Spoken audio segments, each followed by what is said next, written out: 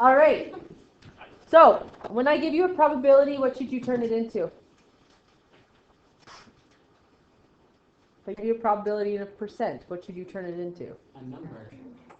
A number that is called a fraction, yes. So, the probability of it snowing is 67 out of 100. The reason why we want to turn it into a fraction is the probability always gives us information. So the top of the probability fraction is always the number of whatever this is. So number of snowing. The bottom is always the total. And from this, I can get the number of not snowing as well, right? How many would there be not snowing? 33. How did you get that? Yes, because 100 is the total. If I take away from 167, I'm left with 33.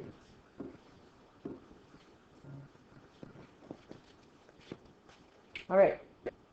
So it says here, odds against. When I say odds against, it always, whatever comes after it comes when? Second. Odds against is second. Odds in favor first. Favor first. Odds for first. Odds against second. So if it says odds against snowing, snowing comes second, and what comes first?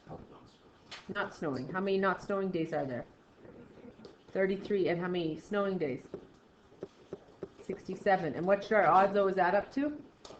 100. Should our odds always add up to 100, or just these odds in particular? Odds. Just these odds in particular, because the 100 is the total. And our odds always add to total. B, people get wrong on the test all the time if I give something like this. Determine the probability it will snow the next 2 days. That's just saying probability snow on day 1, right? And the probability of snow on day 2, correct? What do I do when I use the word and? Multiply. What's the probability of snowing?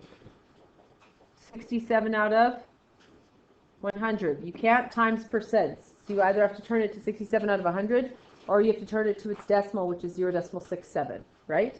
You can't multiply percent by a percent. It will not work. So 67 out of 100 times 67 out of 100.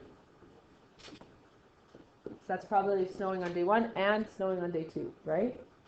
What's 67 or 0.67 times 0.67? Or 67 out of 100 times 67 out of 100? 448. So we'll go 0.45. So the probability reduced when I went snow and snow, right? The probability reduced. Normally it was 67 out of 100 or 0.67. Why are you all smiling? No one trusts him? Is this wrong? I just did what you told me. You did. You did it right. 4 or 5 from Rounding. Rounding. Wait, what? Oh, I thought you said 4, 8, 9. Yeah. She rounded. He said 0.4489. Yeah, I didn't hear this. Yeah. It's okay. When you're getting old, you get old, you know? Your hearing just goes, everything. Getting close to 18, you guys are hearing and eyesight downhill. That's what's happening. Mm-hmm. Really? Not coming back from today. All right. C, D, and E. Go. C, D, and E. So for not snow, we do probability of not snow times probability of not snow, right? Which is 37 out of 100 times 37. I'm putting together 2 different answers. 67 and 33 makes 37. Not correct. That's what that is. 33 out of 100 times 33 out of 100 is what? 0. What? Yeah. Okay. The probability it will snow on day 1 and not snow on day 2. So, probability of snow, whoever's phone's still going on, turn it off, and not snow. So snow is 67 out of 100 times 33 out of 100, which is 0.52. D or E is the one that's actually complicated. It's going to be your standard of excellence question because you probably forgot a case or two. So determine the probability if it snows at least one of the 2 days. So we could do probability it snows on the first day and it doesn't snow on the second. Or we could do probability it doesn't snow. I don't know why I did an extra bracket. Probability it doesn't snow on the first times the probability it does on the second. Or what? Snow is both days. Did you guys get it right? Oh. You're very close. You guys picked different ones to forget. That's fine. 67 out of 100 times 33 out of 100 plus 33 out of 100 times 67 out of 100 plus 33 out of 100. Try again, Lepp. Try again. Oh my Lanta. 67 out of 100 times 67 out of 100. It's 0.8 something, 0.89 or something. You're just nodding your head. I don't even know if it's that. Don't go nod your head when you don't know the answer. Yeah, sure. Totally. 0.02? Yeah. What is 889? So you were a little wrong. The entire time you're writing that, I was Also trying to punch just in the next one. subtract the probability of it Not snowing. Yep. On both days from 100. Oh, so So you can do it this way, or you could do 100, which would be the full probability. Subtract off it snowing, not snowing both days. So just take off the 0.22 and you'd get the 0.8. Because it's the only case that doesn't count. Okay, this one. So it says, odds in favor of Canada winning in the Olympics for hockey is 7-2. Odds against the USA winning the Olympics in hockey is 3-5. Probability Switzerland will not win the Olympics in hockey is 0.4. Determine in order from least to greatest the probability the countries will win the Olympics in hockey. Now the key thing here is we can never compare odds to odds, because you can't quickly compare an odd to an odd because they're never out of the same total, right? You can only compare odds to odds if they were out of the same total. So if you're ever comparing something happening more than something else, you have to find the probability of it. So you have to turn your odds to probabilities. Okay? So we want I want in order from least to greatest the probability that of the countries will win the Olympics in hockey. So odds in favor of Canada winning. So odds in favor, we look for what comes after Canada winning, right? So that would come first because it's in favor, which means not winning would come second, which means total would be 9, right? And we need probability of them winning. So that would be 7 out of 9, which is what is a decimal? I can't remember. 7.2? no, just doesn't continue. 7.7? Okay, I'll go 7.8. Odds against U.S. winning. So odds against winning means winning comes second, not winning comes first, right? So it'd be probability of winning would equal 5 out of what? 5 out of 8. You proved what the common error is. So often in this case, you will never, most people won't go 5 divided by 3 because they'll catch that sounds weird, but they will do the reverse version of 3 divided by 5 and give me that as an answer. If I say probability of not winning, half of you will answer 3 out of 5. You use this 5 as the total. Like you just really want to use both those numbers. It's like an addiction. It's like I must use both. And then the probability Switzerland will not win is 0.4, but I need the probability that they will win, which is 0.60. What was this one? 0.6 something 3. Is it 6.3? Yeah. So you would have lucked out if you had used probability of Switzerland not winning, because 0.6 is still lower than the other two, but you'd be wrong in your actual work showing, right? So I want, in order from least to greatest, the probability the countries will win would be Switzerland, which has probability of winning as 0.60. Then it would be USA with the probability of winning as 0.63. Then would be Canada with the probability of winning equals 0.78. Okay? So please, shh. If we're comparing any type of odds, you can't compare odds straight up. You're going to have to change them to probabilities to compare. You have to keep that in mind. So if I ever ask you to compare 3 things, and a couple of them have odds and a couple of them have probabilities, you need to switch them all to probabilities in order to compare from least to greatest. Because odds you can't compare unless they were out of the same total, which they never are. Number 3. Try it out. The first couple questions were probability and odds. So that came from the probability and odds lesson, right? The other lessons we did 3 other lessons. One of them was perms and coms with probability. How do you know it's that one? It sounds like a perms and coms and it has the word probability. It's a crazy one. That one's pretty easy to figure out. Then we had mutually exclusive and not mutually exclusive. Mutually exclusive and not mutually exclusive happens when you have one event happening and you use the word or. So mutually exclusive and not mutually exclusive, one event happening and use the word or. Wait, what do I have happening here? Drawing a card from a deck. I have one event happening. What's the probability? It's red or a queen. Are there any red queens? Yeah, so is this mutually exclusive or not mutually exclusive?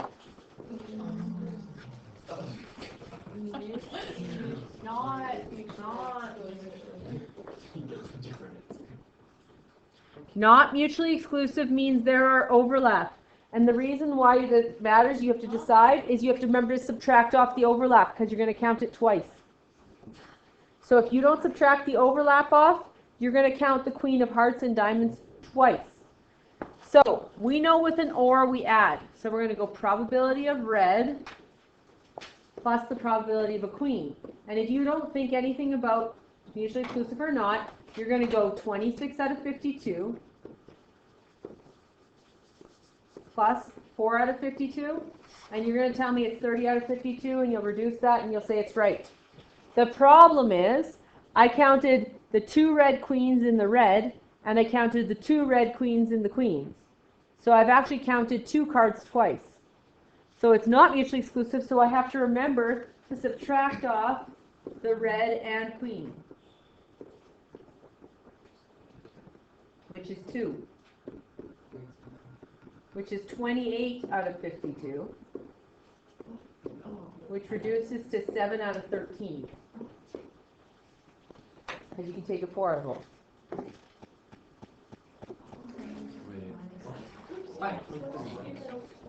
Non-mutually means you take out 52, right?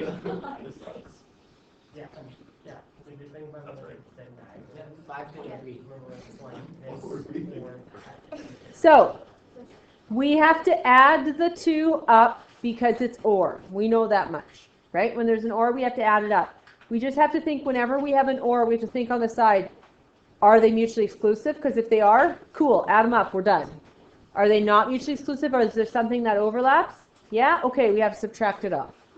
So if you have or, you must add, then you just have to go that extra step and say, is it mutually exclusive? Yep. Okay. Then I just add them and I'm done. If it's not mutually exclusive, I have to subtract off the overlap. Yep. If on like the diploma, there was a question like this, and you didn't do 26 plus 4 minus 2, and you just went 26 plus 2. Well, if you just put 28 over 52, or you just put You have to show some work if it's a written response. But you don't have to show 26 plus 4 minus 2. You can just do like 26 plus 2. Yeah. Okay. They'll go okay with that because you're just not taking in the double up and you're taking the 2 off. Okay, we have a queen or a 5. So I know I can do probability of queen, or means I add, plus the probability of a 5. Then I have to decide, oh, I'm using addition. If I'm using addition, it's either mutually exclusive or it's not. Are there any queen 5s? Have you ever heard of a queen 5? No, because there's no such thing. It's a queen or a 5, right? Have you heard of red queens? Yes. Have you heard of queen 5s? No. So do I have to subtract off overlap? No, because these are mutually exclusive. And we need to know the definition because I can literally just ask you to tell me if they're mutually exclusive or not and not actually make you figure it out at all. It could be a definitional answer. Which of the following are mutually exclusive? And you have to pick which ones are mutually exclusive. Or how many of the following are mutually exclusive. Okay, and I give you examples. I can do that. Or how many are not mutually exclusive, etc. So mutually exclusive means you can't say queen 5s, right? There's no such thing as a queen 5. So I can just add them up. Queen is 4 out of 52. 5s, there's 4 out of 52, which is 8 out of 52, which I can take a 4 out of each, so I get 2 out of 13.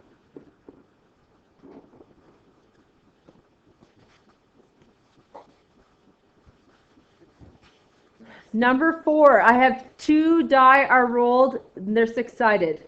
Determine the probability they are a sum of 7 or doubles. What do you do the very first moment you see 2 dice rolled? What did I tell you to do? Yeah, draw an array. Right? Draw the 6 by 6 array with all the outcomes on it. There's 36 outcomes. Go do that.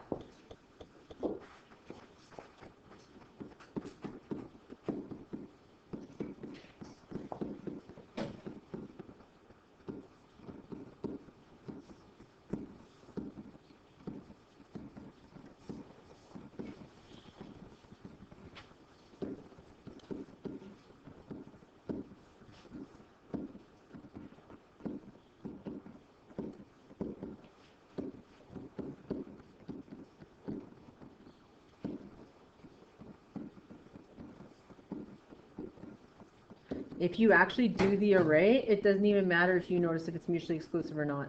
You can even just count them. All the options out of 36, right? This is like our foolproof method to get it right. So, what I'm going to do is I'm going to circle all the ones that are sums of 7.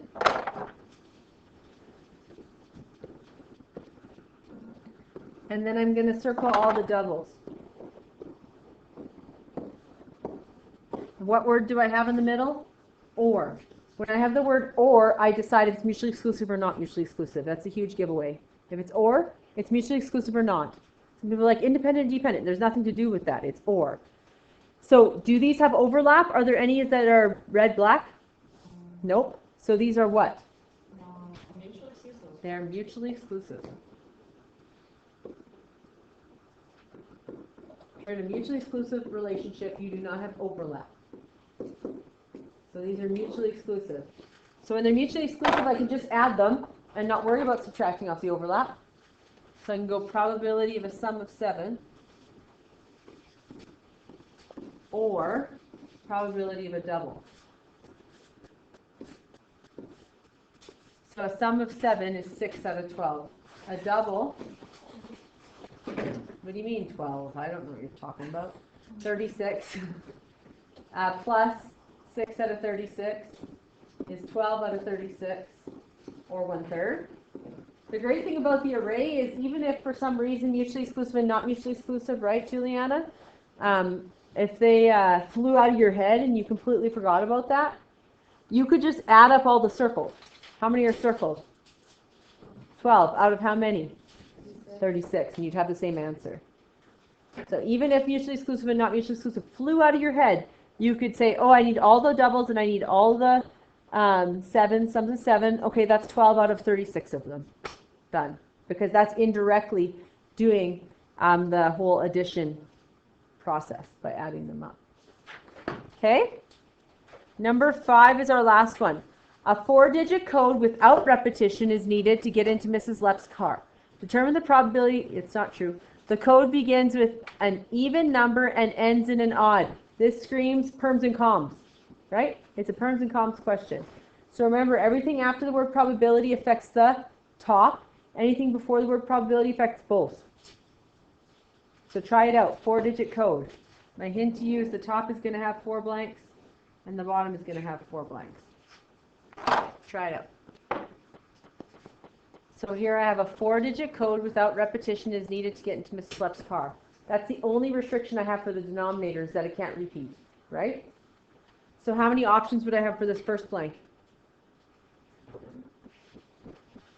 10, I would have 0 to 9. Then I have to do what? Box and hold one, right?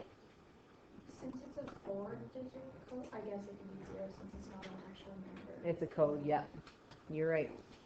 And then I can have 9, and then I can have 8, and then I can have 7, and I can totally start with a 0, you're right, because it's a code and not a number. Because the code could be 0, 0, 0, 0. Someone's getting into your car, but it could be 0, 0, 0, 0. Okay.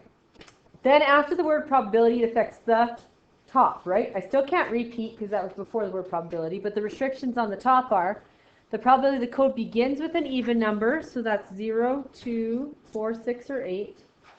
So I have 5 options. I'm going to hold one of them there, though, because I can't repeat.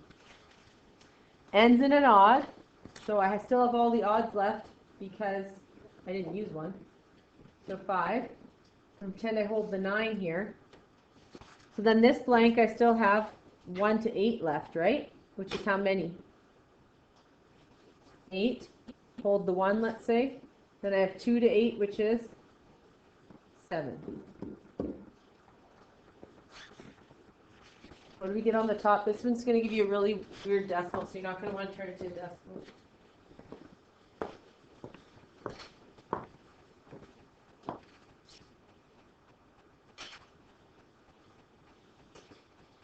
So you're going to get 25 times 56, 1,400 over 90 times 56, 5,040.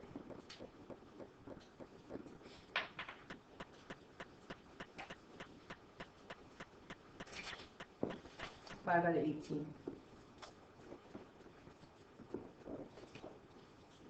Okay. And when we did those ones where I said it snowed and it snowed, or it snowed and it didn't snow, those were independent and dependent. I had 2 events happening. I had to snow and snow, or snow and not snow. Those were from the independent dependent lesson. And they were independent because it didn't depend, like you don't replace the snow or something like that, replacing a card or not replacing a card like we did. So tomorrow we're going to do the same thing. First half is review. Second half we do rationals. So I'm going to get you guys to take out a piece of paper because the photocopier's not working, and you're going to write out some rationals. Oh, you'll be okay, I promise. You can go multiplying rationals as your title.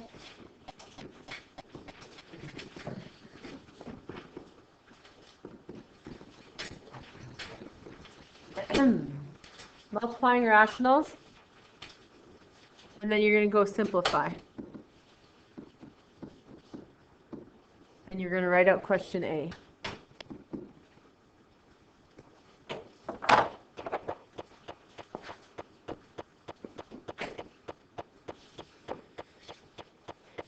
So literally, all this looks like is a rational, like we did simplified before, times another rational like we simplified before. That's all it is. It's like 2 rationals sitting side by side with a multiplication symbol, which is really all it is. There's no craziness that's going to happen. We're literally going to treat it like we're simplifying 2 separate rationals. That's how we're going to treat it at first. So when we go to simplify rationals, what did we do? We bracketed all the numerators and denominators. That was the first thing we did. So we're going to do the same thing.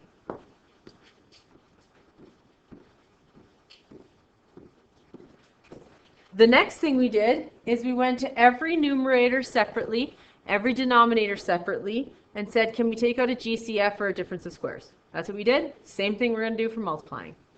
Can I take anything out of x plus 1? Nope. So I'm going to write an equal sign because when I'm simplifying, this rational is going to equal the next one. Even if I take out GCFs, even if I cancel in the end, it still equals. It's just the simplified version. So that's why we have to have equal signs every single time it says simplify. So the x plus 1 stays on the top. Nothing happens to it. It's in brackets because of the plus sign, right? The x is attached to the 1. The bottom left, the denominator on the left, x plus 3. Can I do anything to that? Nope. The numerator on the right, can I do anything to 2x plus 6? Yeah, what can I do? Take out a 2. And that 2 I can put in its own. Oops, take out the 2. How about we actually take it out? X plus 3. That 2 could be in its own bracket. The bottom, so the denominator on the right, take out an x. No difference sign. Oh, yeah. So we take an x out. X squared divided by x, we're left with x. And then we're done? Plus 1. We have to remember that plus 1 because if we take a GCF out of 2, we still have to have 2 left, right? We can't just take a GCF out of 2 terms and then have 1 in brackets. Okay, this is the craziness that can happen. Did we do anything crazily different than we did in simplifying? Nope. Okay. Because when you multiply fractions, you multiply top times top, bottom times bottom. That's how you multiply fractions. That's the rule. We can do this. Boom. One whole big large simplification. Now, any denominator, before you get all happy and great, you're like, stuff matches. I'm not stupid. And you start canceling. What do we have to stop ourselves before that happens? NPVs, our non-permissible values, are AKA restrictions. So we just have 3 this time, right? So we have to do all the denominators. So we just probably have more. So we're going to simplify more. We're going to have more NPVs.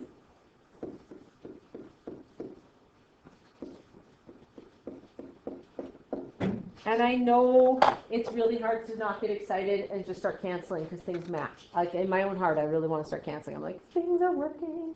But you have to stop yourself and state NPVs first. So we subtract 3. We get x cannot equal negative 3. This one's done. This one we subtract 1.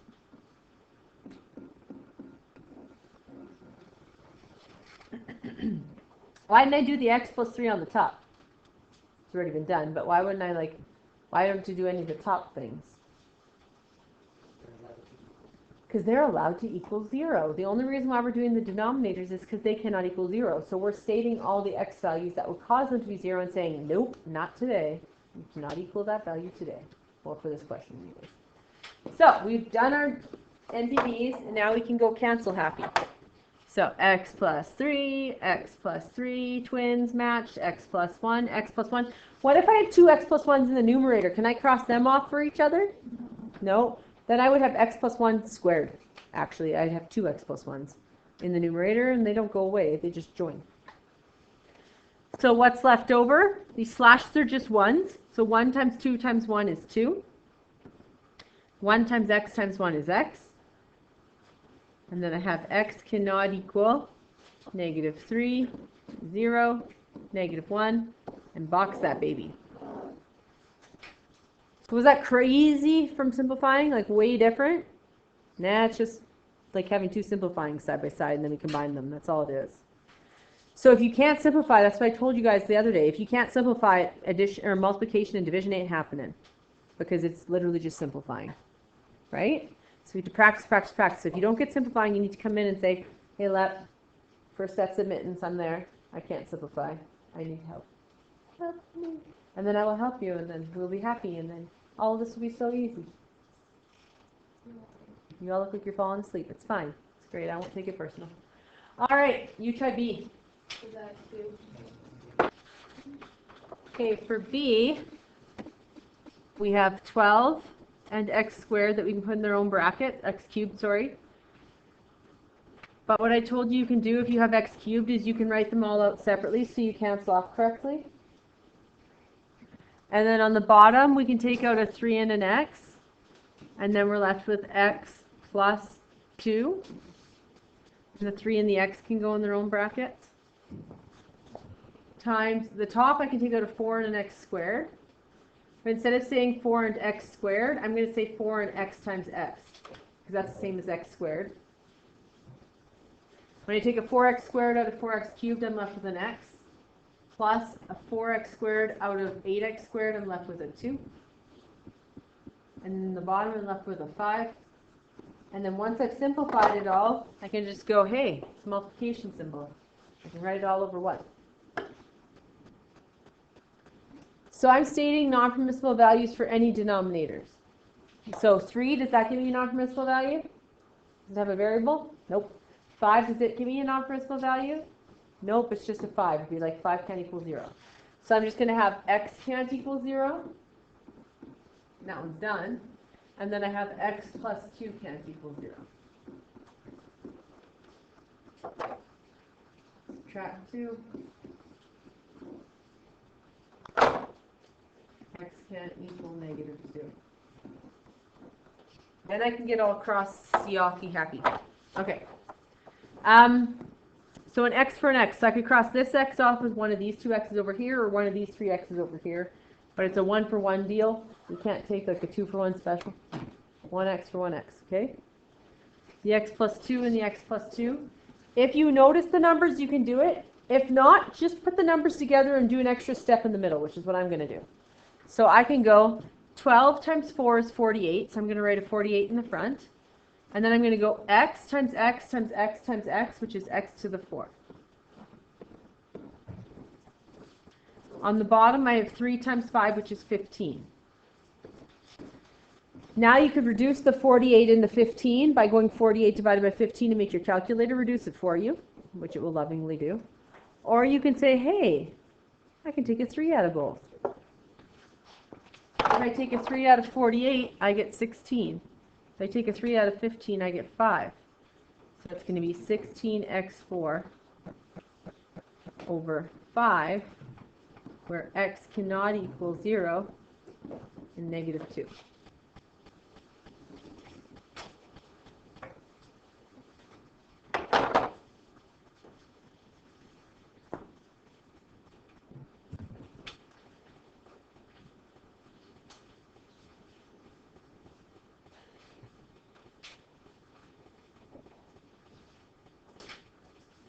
Okay, then we're going to do D. We're going to label it D. It's not labeled D here, but or C. I don't know why I said D. It's not labeled C here, but you can label it C. So you're going to do this one as C. Is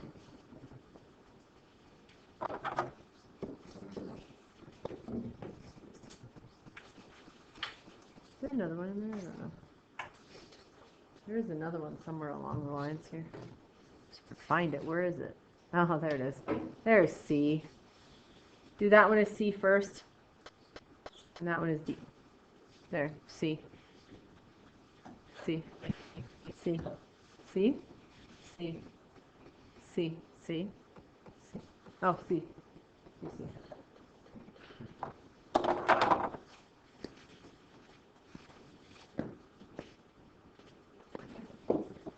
Okay, so the top left, or the numerator on the left, I can take out a 2 and an x squared, which I can write as 2x squared, or I can write as 2 times x times x. When I take a 2x squared out of 2x cubed, I'm left with an x, minus 4x squared, take out 2x squared, I'm left with a 2, over 3x squared minus 9x in the bottom left denominator, I can take out a 3 and an x. 3x squared, take out 3x is x, minus 9x divided by 3x is 3. The top right, I could just write out as an x and an x. The bottom is a difference of squares, x plus 2, x minus 2. And then I can write them all together with my non-permissible values. Can 3, is 3 a problem? No. No. X cannot equal 0. X minus 3 cannot equal 0. X plus 2 cannot equal 0. and x minus 2 cannot equal 0. So x cannot equal 0 is done. Add 3. X cannot equal 3. Subtract 2. X cannot equal negative 2. Add 2. X cannot equal 2. And then we can cancel off what we can cancel. So an x for an x, 1x for 1x, an x minus 2 and an x minus 2. I have a 2 and a 3, which I can't do anything with. So what's left over? 2 times x times 1 times 1 times x, which is 2x cubed, over 3 times 1 times x minus 3 times x plus 2. X cannot equal 0, 3 plus or minus 2.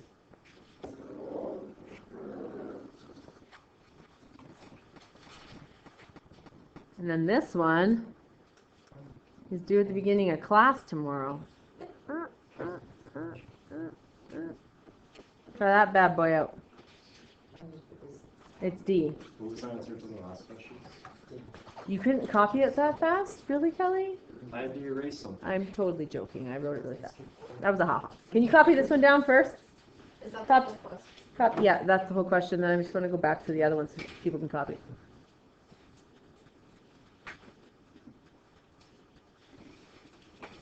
Right at the speed of light, man. Right at the speed of light. Going as fast as I can. My fingers hurt. And click on that. Oh no. What was that one? Full debacle.